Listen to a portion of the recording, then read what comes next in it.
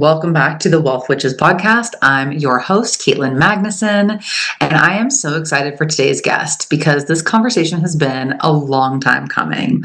Meet Taylor.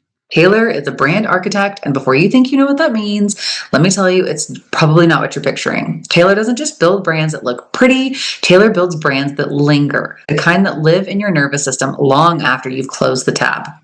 From being tapped to build her first website in the space industry, to leading brand development in the NFT world, to studying the history of iconography and what symbols have meant to humans across centuries, Taylor has spent years asking questions that most people in this space aren't even thinking about. Like, what actually makes a brand last? How does the way something looks translate directly into business growth? And how do you charge prices that break every norm in your industry and have people saying yes? So if you've ever wondered why your brand feels a little forgettable, even though you're doing everything right, this episode is for you. Taylor, welcome to the show. Why, thank you. Thank you for having me. Thank you for, facilitating this conversation too, because I feel like it's something that's very new and something we're all like discovering again. And I feel like it's such a beautiful one to, spit Absolutely. by. No, I know. I'm really excited for it. And our previous conversation had just flowed so comfortably. At least it did on my end. I assume it did on your end, or we wouldn't be here. But for me, I know like part of what we were really chatting about, what we wanted to cover today was discussing, how traditionally, especially in the corporate area, roles tend to be really siloed. And the way that you tend to look at things and the way that I look at things, we look at things from I know people will say like that, 10,000 foot view type thing, but I think that it goes a little bit deeper than that, right? And that we're looking at systems holistically. So I would love to kick things off there and let you free flow from that point. Okay, so essentially, I am that person. I never went into corporate. I started in the startup world. We can either say that was the best thing that ever happened or the worst thing that ever happened, depending Yes. on your kind of way of thinking, right? And essentially, what would always happen was we'd be sitting down around a table. You would have the CEO, finance, product design, myself and brand, and we'd all be discussing. I, as someone in brand, would be understanding what the finance guy was saying so that I could, you know what I mean, actually like bring the brand to life in the way that would support the financial revenue, whatever intents that we had. Same with product. We would be collaborating over how the brand and the actual product design aspect needed to work together. And that was just how my brain worked. And then I jumped into the online business space after, time in tech. And I was like, what the hell is going on here? You want me to design your brand and that is it? Are you kidding? What about your financial intent? What about how we're using brand to actually launch a business? Like, how are we using all these creative intents to, like, actually, grow revenue to, scale well? And I mean that, like, very value-based scale rather than just, like, scaling for mass consumption. And I was shocked. I was beyond shocked. And and that's what kind of led me to this whole nut. So I, did the whole silo thing for a few years and I threw my arms up in the air last year and went, no, I can't do this. I can't do it this way. And here we are, right? And it's so fascinating that now also within the cultural climate, we're starting to have this discussion again. We're starting to actually talk about what it looks like to work together to have, okay, your brand and your marketing team, they're not saying this person is doing something wrong and this person's doing it right, blah, blah, blah. How are we now working together? How is marketing and brand working together to actually evolve your business? That, living for it, frankly. How about yourself? Not the finger pointing. Yeah. Yeah, none of this finger pointing. And that's, again, beautiful to see. But yeah, I'd love to hear as well how you're seeing this play out in your own world with your own people and everything like that too. It's been interesting to me because I feel like in so many areas of our lives, we're collectively craving a more holistic experience. We're not wanting to be, I saw it with my business with, bringing Wealth Witches to the forefront, like wanting to show more of myself. And I think we're seeing that, especially as small business owners, we're wanting to show more of ourselves or have more of ourselves reflected in a lot of our work. And I think that it's this really interesting, like interconnected web. And I always like to equate it to like, I'm a big permaculture and agriculture, like landscape design human, right? And so something that I take a lot of pride in is this is the second home that I've lived in that I have put a lot of effort into the outside space. And if you're working with and taking into consideration all of these different parts, like me putting, for example, cardboard and wood chips on the soil, I have really beneficial fungus now. I just had to tear out garden beds this last week because they had finally rotted. They were wood garden beds. They'd been here for years and we put something else in. But as I'm going through, because I try not to disturb the soil, because the whole point of this is like we're wanting to layer our soil, not go destroy it and rototill it and like mess with all the beneficial organisms. But I'm opening it up and I'm seeing what goodness has come from all of these different factors being able to actually work together in this supportive environment. And it makes me so happy. I didn't have worms really when I moved in here. Like I had very, very few. Our soil wasn't particularly healthy. And I had not as many worms as I had at my old house, but I had a lot of worms, enough that I was able to count them. I had all this beneficial fungus. We have, and I know where you're at. This is probably not a good thing. We have snakes, but we have garter snakes. So I get really excited when I have my little snakes pop up because they're good little garden helpers. But all of those are signs of this healthy ecosystem. And I bring a lot of that into my work. And so with our clients, even I'm seeing that they're not wanting to just be a photographer. They're wanting to be someone that has this overarching experience and they're connecting with the people they're working with. And that plays into what does their brand look like? What do their finances look like? What does their, digital persona look like that they're putting out there? So all of it interconnects.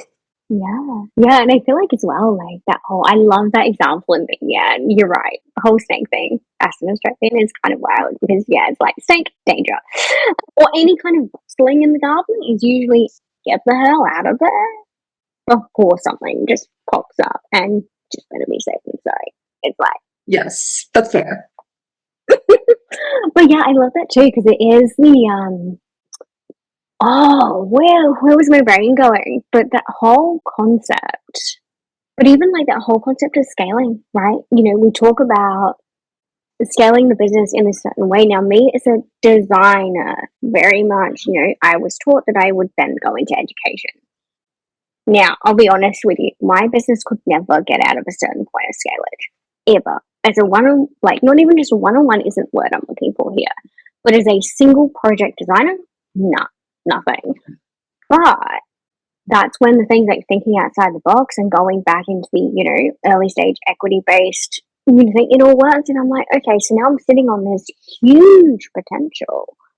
And yet there is just so much thought of this is how you do it. You build the business, then you educate. It's like, well, what if you don't have to as well? Which again is probably an entirely other different conversation. But it's the same thing. It's that same way of thinking. It's like, well, how are we getting off the way of thinking that this is what we've been taught, especially again, the online business space is very good for this versus what it gets to be and everything like that. Again, I know we've talked about, both of us work with wedding photographers, especially, right?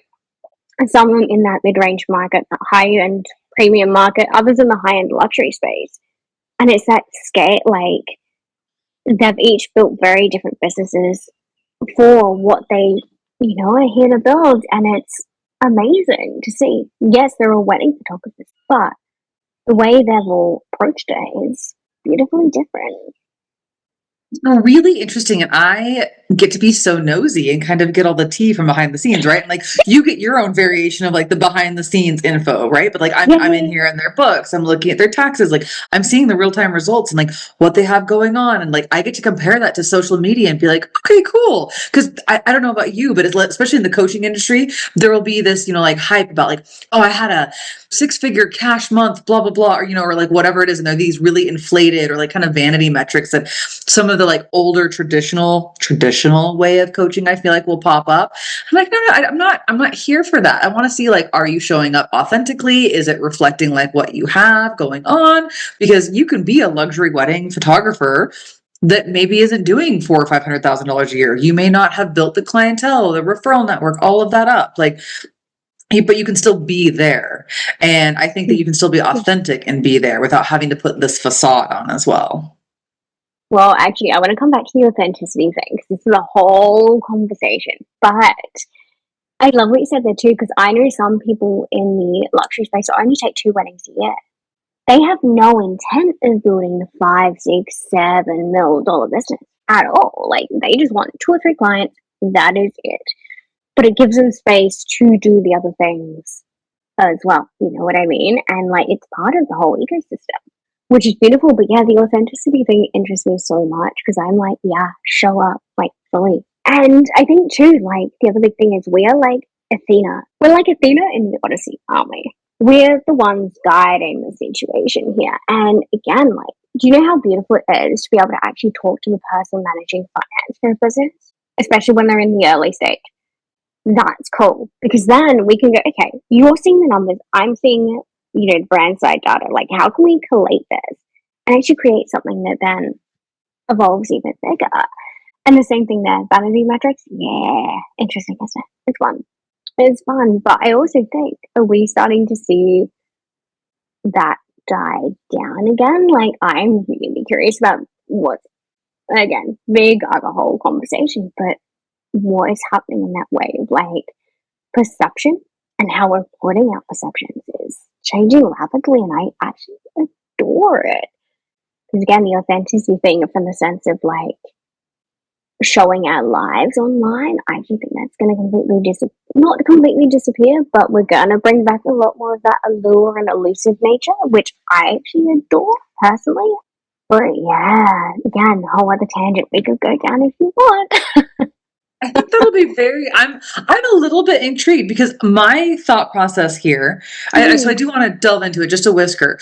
My thought process has been along the lines of with the advent of AI coming and becoming more and more common in like everyday use, are we, instead of seeing polished things, because polished can be AI, instead of seeing the polished, are we going to see more of the raw, nitty gritty, unmakeup, like not, unhoused like when you're just all gross looking necessarily, or like not pulled together, right? But like, hey, great. I just got done with my workout and like I had this thought and I'm popping on. I didn't stop to like do a full face of makeup. So I'm curious if it's going to go that way as well.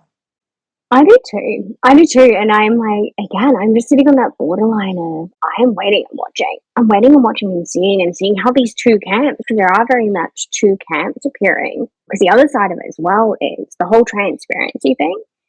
It's stopping like giving the allure, right? There's no mystery.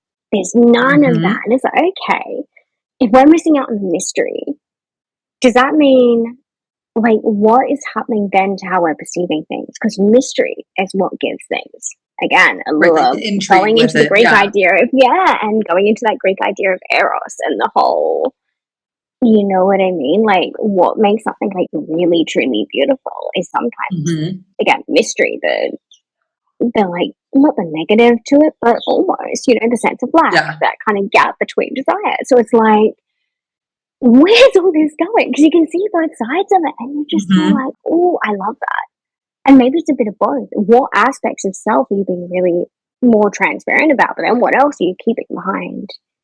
The world doesn't necessarily need to see. How are we talking about that balancing act? And I think it's interesting what you said too, because the unpolished nature of brand, I have never built such intricately detailed brands in my life as what I have in the last 6 months.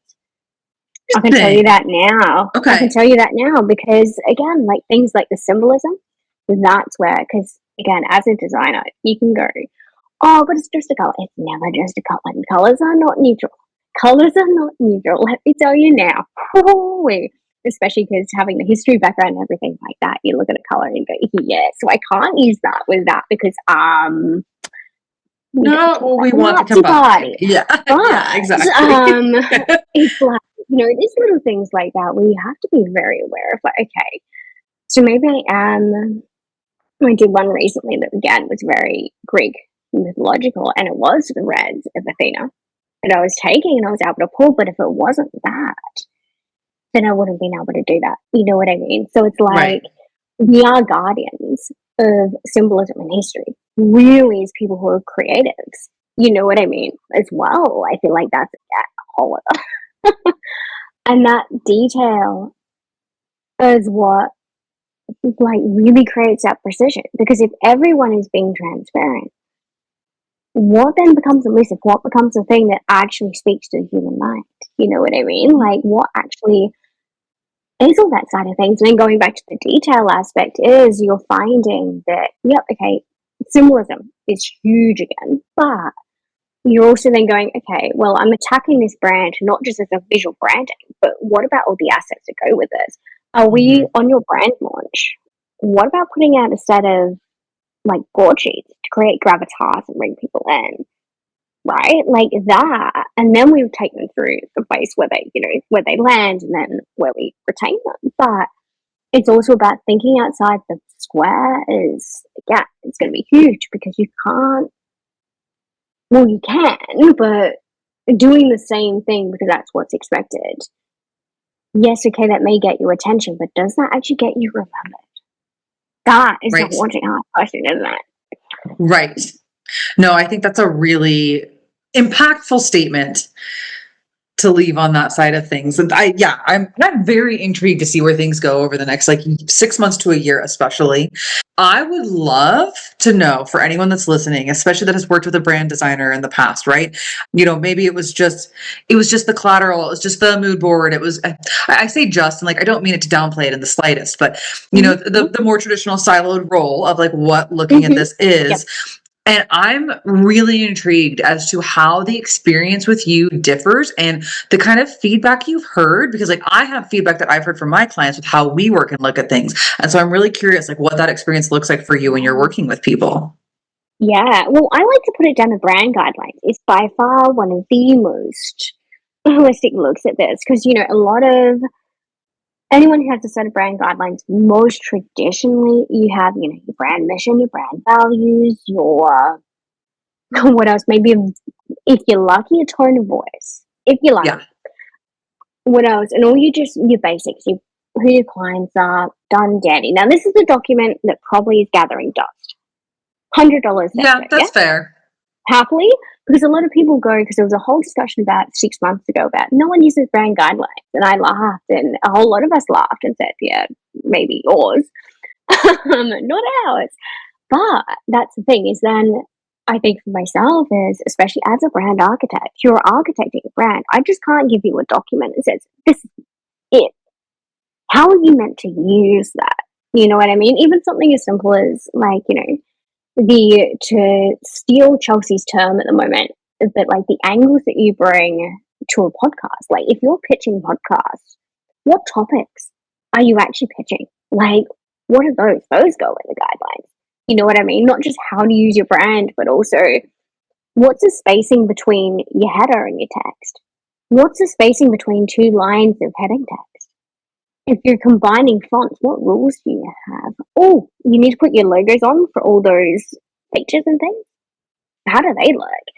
Again, visually, you've got to get really specific because I don't know, have you seen the social post that came out of the London Marathon and how each different like shoe brand had actually done their social pieces? And it was like, that is brand guideline right there. That, a 3-word text that was at New Balance did, I could be butchering this, but, is completely different to what Nike did, which is very much aligned to their just do it kind of phrase and everything like that. And it's like, you can see how those work. Yeah. So again, it's all the little details about how to bring your brand into world is essentially like, I'm crazy. Like, what if you ran an event, right? And you were told that this is how you should do it.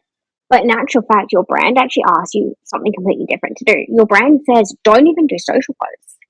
You know what I mean? Like, do like a row style. No one's allowed to bring their phone in. But not getting the phone. You know what I mean? And then it's like, how is that then changing how you're putting things out into the world? Now, that's, again, another tangent. But it's, how even ASOS, right? Little things that I love using this example because you walk into any of their stores, right? They look completely different. But the way their bottles are aligned, the way everything is set up, the way they interact with you, that is the same. Every single store you walk into, that's brand guidelinage. What brand guidelines should be, you know what I mean? So it's like, that for me is always a huge thing because it's like, well, what if, why are we treating you like an air quote small business like this is all you need? Right. Because that isn't all you need at all, actually. Thanks very much. Because just because you are a smaller, even a one-person business, does not mean you are less than or a small business. I just like the term small business retail. Well, I think it's descriptive as well.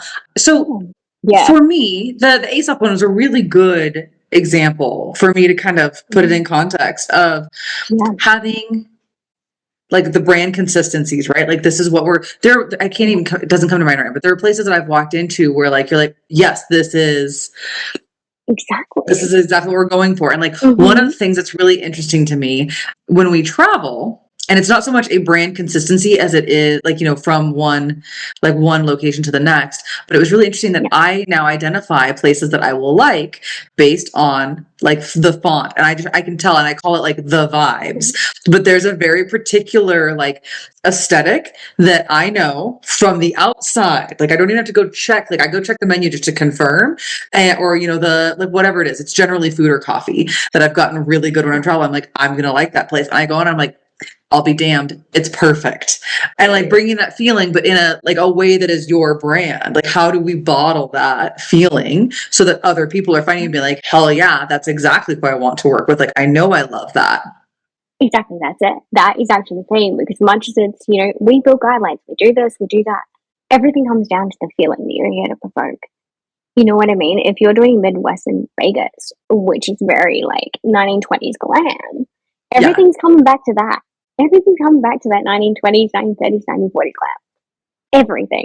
Doesn't matter what it is. So when someone walks past, trust me, they're going to tell what vibe they're getting, even if they don't actually understand the vibe. That, again, is symbolism. Doesn't matter whether someone understands it or not, like on the conscious level, on the unconscious level, trust me, they're going to get it. They're going to get it. Their unconscious knows. Mm-hmm.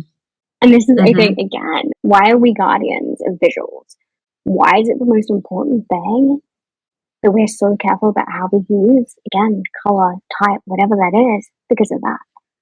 It really is quite a scary, thing. I'd say scary, like very deliberately, because it is. It's terrifying what you can do with visual elements. Yeah. The power of visual elements and branding is, what is it with like great power comes great responsibility or something along those lines, right? Of like, that's you can do so much. Yeah. Exactly. That's it. There are ways in which, like for me, showing up and like being consistent, like, or having cohesiveness within the brand, it's like, there's this very specific, like I have it in my brain for like how I operate and how I like to work with humans. And being able to bottle that and replicate it to an extent across our team. So there's like a cohesive client experience is something that I've struggled with on my end.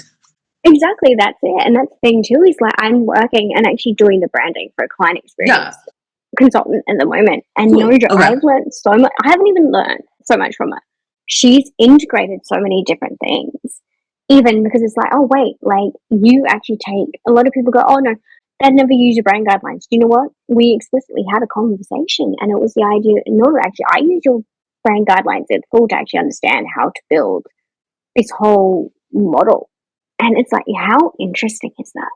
You know what I mean? Because again, you don't think of it. Even things like your photography. Trust me, I'm sitting there for 5 hours going, and this is how you're doing it with this kind of lighting. Because again, working with too many photographers over the years, you get very fussy about how to communicate with them so that they know. Because I've had, again, gone to people and gone, I want you to shoot this with this vision. And the photographers just haven't been able to, do it because it just wasn't enough. Now it's like, nah, I'm giving your photographer everything. So they can, still be creative as hell, but they know what they need to concentrate on. They know what they need to think about. And that, it changes things. It changes things completely. It's really much more like a guiding ethos in the way that it exists for a brand. Yeah, even little things like me sitting here now, I would never show up for my brand without a set of earrings in or without anything on my face at all. Now, again, we go back putting nothing on, things like that. Like, it's really basic. But the point is, it's got to be there because there is a certain reputation that my brand needs to uphold. Right. To some, that doesn't matter, does it? And that, again, that kind of exists in your guidelines and things like that. It's the intricacies and the details are generally insane. Yeah. No. Oh, okay. I'm going to be thinking about this for a while now. There are just so many I little ideas know. that I are know like, what it's doing yeah, yeah, that are just buzzing. And it's like, I'm going to end up with this and then be like, I'm going to go eat dinner and then just be like awake until midnight tonight. to you and me. Yeah. I'm intrigued in terms of, I'll give you a prime example. We have a few clients Mm-hmm. that are in the luxury industry, not the ultra luxury, but the luxury industry, and they are building teams. And when they're building teams, to me, it's really interesting. We have one that's done it really successfully. We have one that wants to do it. At least I would say really successfully from what I see on the back end, right? It feels very cohesive. It feels like her team is an extension, like they're all part of the brand versus it being, and it Mm-hmm. has her name on it. And I feel like that can be really risky, right? When it's her name as the name of the company. And then you have people that are showing up and they're showing up as team members as an extension, but it feels very seamless. And I'm really Mm-hmm. interested in how you see that successfully play out from a brand standpoint for someone, an example, that she's looking to do that. And that's something that's on her radar for the next couple of years. Like, how do I build this? But how do I keep this experience, this connection, this level of delivery that my clients have become accustomed to? Oh, I love that. I love that. And I think first and foremost, can we acknowledge how cool it is? You know what I mean? Like, how cool is it that you're in a position to be able to do that, thinking about it, dreaming about it? You know what I mean? Because even one of my clients is actually at that point too. She's got it. And I'm like, yeah, we're done with the background work. So we're happy. I'm so happy. But you know what I mean? I think for me, anyway, there are two things that I actually primarily look at is that whole idea of one, the higher ed guidelines, the HR guidelines. You would never see another design. But that whole idea of really grasping what it is, like the values and standards that your business upholds. If that person can uphold those standards, then great, they're going to fit in seamlessly. Because you Mhm. know what I mean? If you have a value of unurgency and one of your standards is literally the fact that you do not act out of urgency, you bring easy example, probably the simplest of all examples that most people can also relate to is you bring in VA to handle like follow-ups. If they know that you actually don't send follow-up emails for a month, they're not going to send the follow-up email for a month, right? And that's, again, that's a brand standard that you are setting so early on. Is that this is how I operate. Because if we don't do that, then you got someone, you go, okay, I don't follow up for a month. But then suddenly you start following up every week because that's, you know, what is kind of taught to most, Mhm. again, wedding vendors especially to do.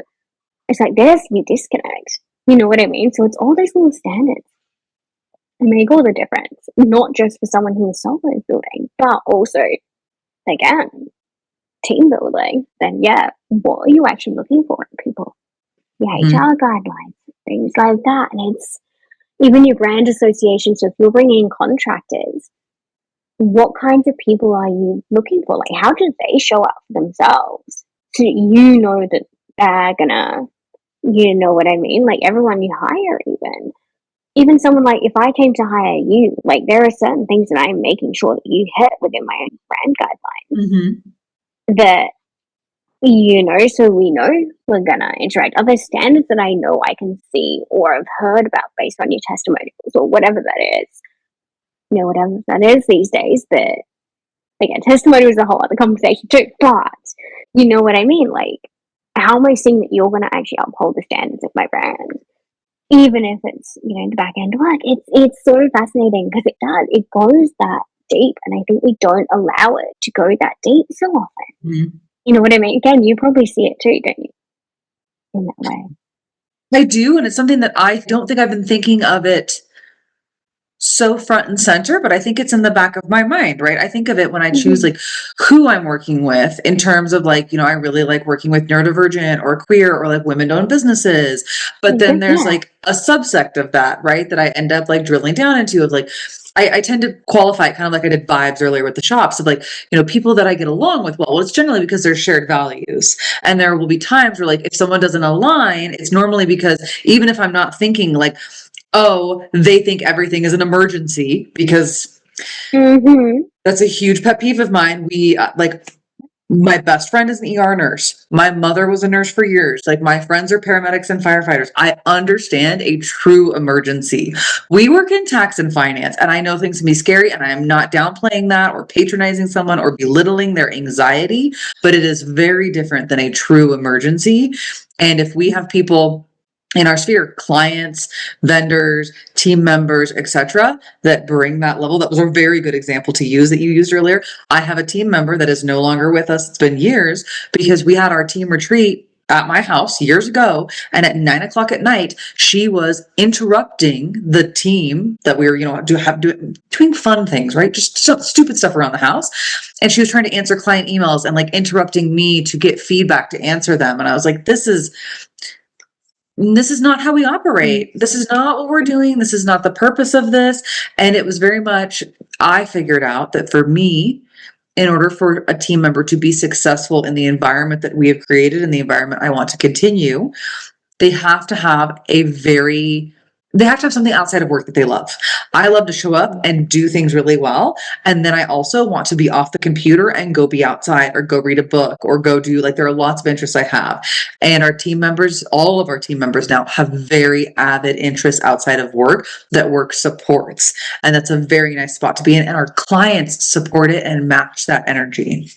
Yeah, exactly. That's it. And I love what you said there. Your clients support and match that energy, because the way you show up for yourself is the way that your clients will show up for you too.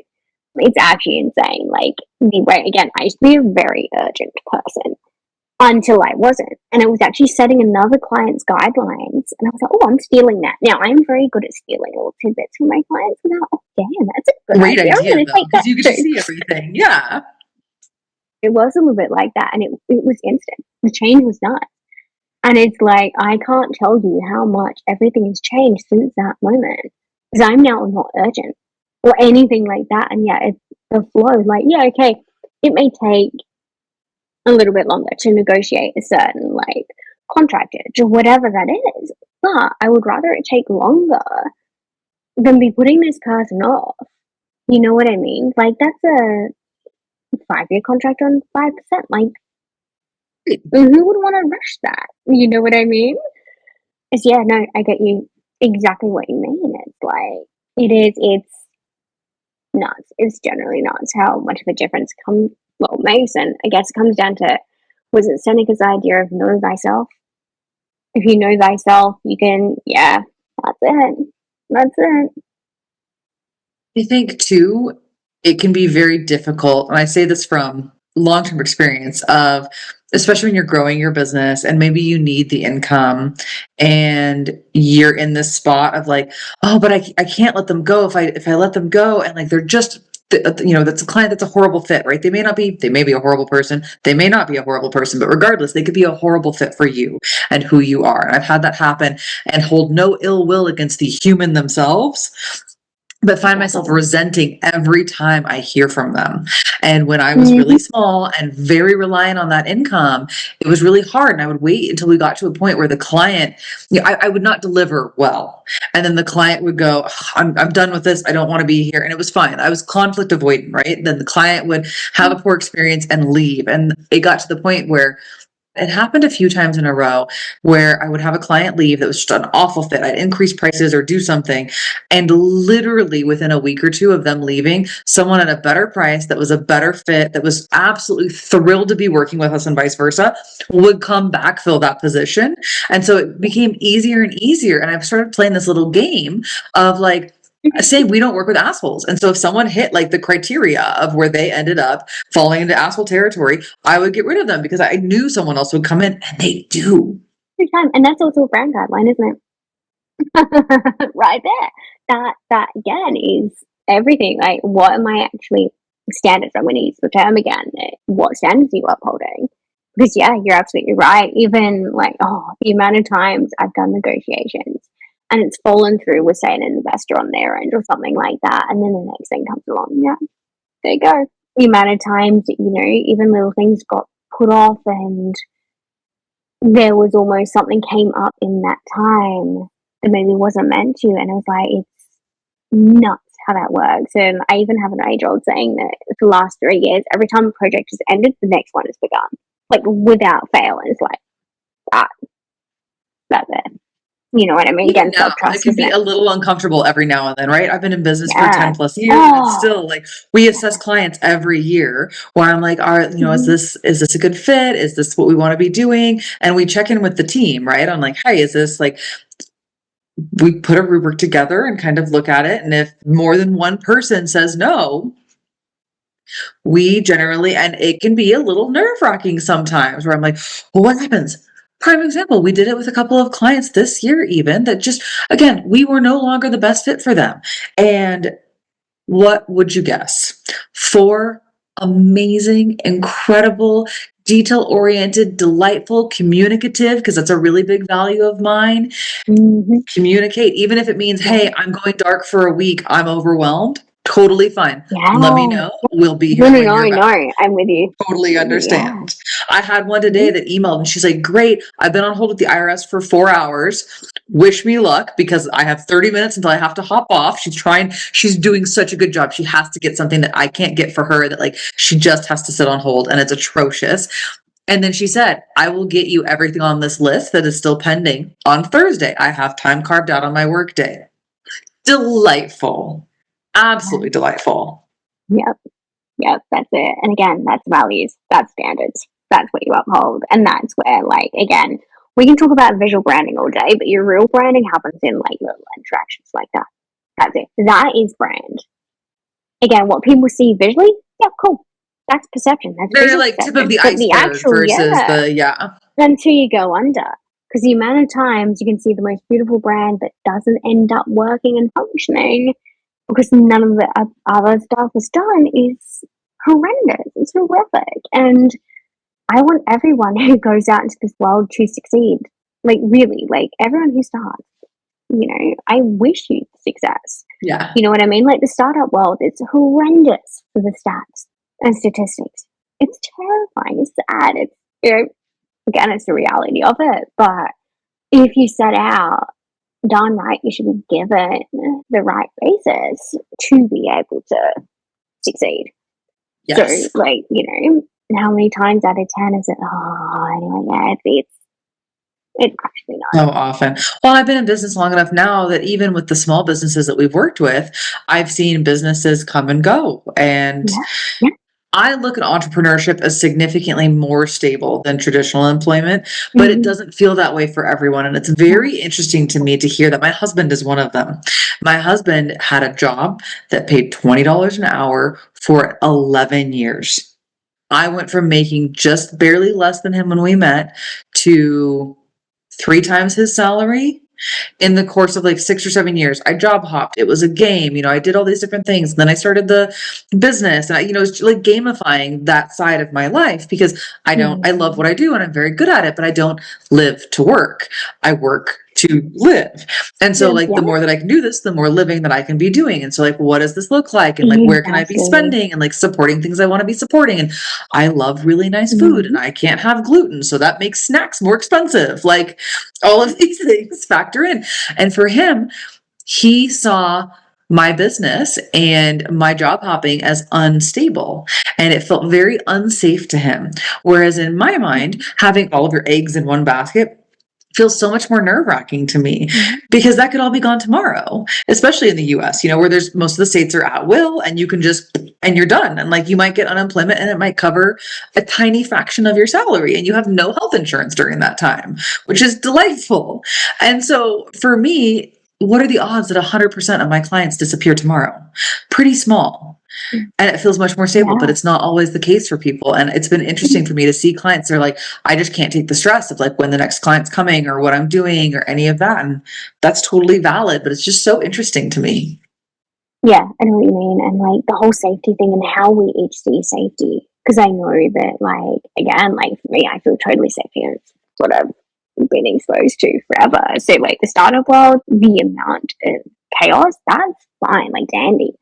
Actually, when things are almost going smoothly, I'm like, this is wild. It's almost more unsafe I was because a I'm little so used to nervous. the chaos. Yeah. And it's like, it's something that I've been like teaching myself about too and like really relearning because it's, when you do have a stable business, it gets to be that simple. You know what I mean? You're not like, shoot, we have to send off a pitch deck in Right. 5 hours. You write it, I'll design Yesterday. it in Yeah.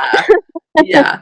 You No, know what it I reminds me a mean? lot of like being in a very safe relationship versus being in like a toxic relationship, right? Of the like, you have avoidant attachment styles or all these other things that are going on versus like, it took me 7 years, I think, to simmer and realize that like I'm in a safe environment. I'm not getting Mhm. yelled at by someone. I'm not like I can express that I don't like it when you communicate this way and like then I won't be communicated with that way. But there were things like I didn't even know were possibilities until I was able to like sit and have them presented as possibilities. And I think we as business owners will do that as well sometimes and like not realize, especially like you ended up in the chaotic startup world. I started with small businesses and then moved into very corporate. Like I worked for Thomson Reuters and in large sales tax, and I hated it. But I didn't see a better way to do a successful business for a very long time. And I was like, I don't want employees if I can't do that. Yeah. And that's the other thing too, is that I didn't see another way to do a successful business. And I think that comes back so well to, again, what we've been exposed to in the online business world is this is how you do it. This is how you're meant to do it. This is it. You're meant to have a social presence that does this, and this, especially service provider. And if you're in product, probably this, and this. But since when was that actually the rule? Since when was that dictated as the actual rule? Why does that have to be a way? Why can't we change something? Because if we are all seeking that same attention, if we're all seeking those same inputs, doing the same things, because this is how it works, how the hell are you making someone's mind work? How are you actually speaking to someone? How are you actually creating something that leaves that lingering thought, that plays in someone's mind, that actually gets them from a values perspective, again, to interact with you over just Mhm. consume you? That, right? It's, yeah, bang on there. I think that was probably the best unintentional circle back and wrap on this podcast that we may have ever nailed. I think that was delightful. So, because I always like to end our podcast with this, if anyone wants to learn more about you or very kindly internet stalk you, we will link everything in the show notes and we'll tag everything everywhere. But where are your favorite places for people to get to know the sides of you want to show publicly? Ooh, I like that. The website, taylortudisco.com. Is it still that these days? Who knows? By the time this goes, that may actually have its domain change. We'll make sure it's live. Yeah, we'll make sure. Rena, right. Novel Obstructions on Substack and probably on IG also at TM Tudisco. The Okay. top 3. Yeah. Okay. I love that. Oh my goodness. Thank you. I'm really excited for this to come out. Me too. Me too. That's a wrap for this episode of the Wealth Witches podcast. I hope our magical money talks have left you feeling empowered and inspired. Remember, wealth isn't just about dollars in the bank, it's about abundance and financial freedom in all aspects of your life. I'm Katelyn Magnuson, encouraging you to keep challenging the status quo and embrace your inner witch on this financial journey. Until next time, stay magical.